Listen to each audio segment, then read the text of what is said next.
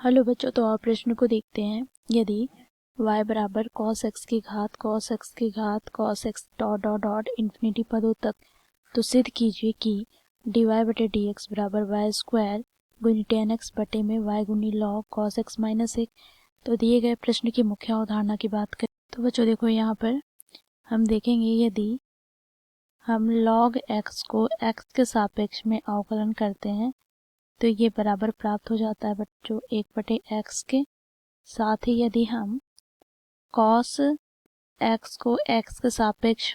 अवकलन करते हैं तो ये हमें प्राप्त होता है माइनस साइन x के। साथ ही बच्चों यदि दो फलन u और v का गुणनफल को हमें x सापेक्ष में अवकलन करना हो तो बच्चों देखो, यहाँ पर हम क्या करेंगे, तो v को बाहर निकालेंगे, u को x के सापेक्ष में अवकलन करेंगे, फिर प्लस का यहाँ पर हम u को बाहर निकालेंगे अब, और v को x सापेक्ष में अवकलन करेंगे। तो इन मुख्य अवधारणा की सहायता से दिए गए प्रश्न को हम हल करते हैं। तो प्रश्न में बच्चों हमें क्या दे रखा है, तो देखो y बराबर cos x की घात cos x की घात cos x की घात डॉट डॉट डॉट इन्फिनिटी पदों तक। अब देखो यहाँ पर इस cos x को हटा देने से क्या कुछ परिवर्तन आ रहा है? नहीं, क्योंकि ये इन्फिनिटी पदों तक जा रहा है। तो यहाँ से हम क्या कह सकते हैं, यहाँ से हम कह सकते हैं y बराबर यहाँ से cos x की घात, बच्चों देखो ये y के बराबर ही है, तो यहाँ पर cos x की घात क्या हो गया, y। अब दोनों और log लेने पर तो यहाँ से हमें प्राप्त हो जाएगा बच्चों देखो log y बराबर यहाँ पर log cos x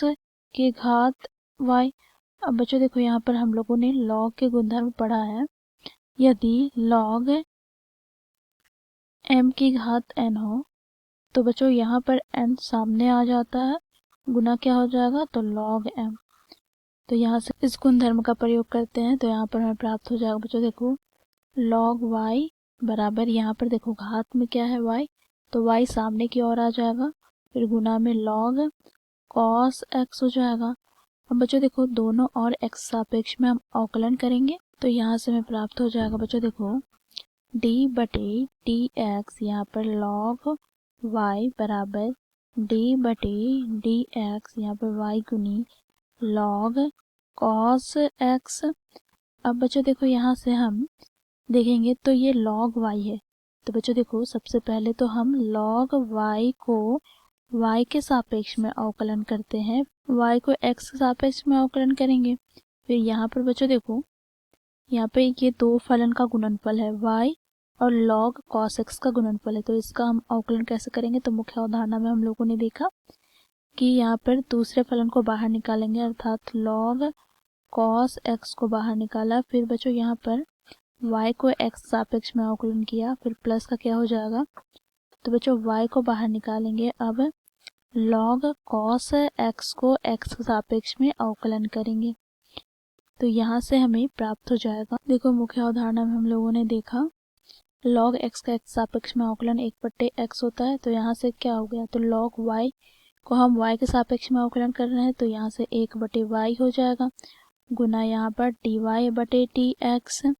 बराबर यहाँ पर बच्चों देखो log cos x गुना dy बटे टी एक्स प्लस का यहाँ पर y गुनी क्या हो जाएगा, तो देखो log x का अवकलन x सापेक्ष में 1/x होता है, परंतु यहाँ पर x के स्थान पर cos x है, तो बच्चों देखो क्या हो जाएगा 1/cos x।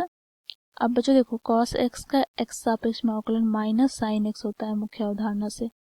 तो यहाँ से हमें प्राप्त हो गया देखो dy वाले पदों को हम एक साथ लिख लेंगे, तो यहाँ पर dy बटे 1/y, यहाँ पर इस पद को इधर लाएंगे तो माइनस हो जाएगा, तो log cos x गुनी dy बटे डी एक्स बराबर माइनस यहाँ पर क्या हो जाएगा y गुनी sin x बटे cos x tan x हो जाएगा। अब बच्चों देखो यहाँ से हम दोनों पदों से dy बटे डी एक्स उभयनिष्ठ निकालेंगे, तो यहाँ से हमें प्राप्त हो गया 1/y, दूसरे पद से हमें प्राप्त हो गया माइनस log cos x बराबर का माइनस वाई गुनी tan x। तो बच्चों देखो यहाँ पर dy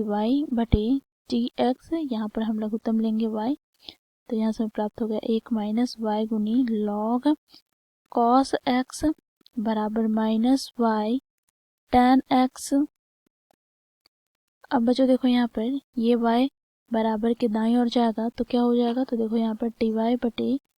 dx बराबर यहाँ पर माइनस वाई गुनी वाई स्क्वायर गुनी tan x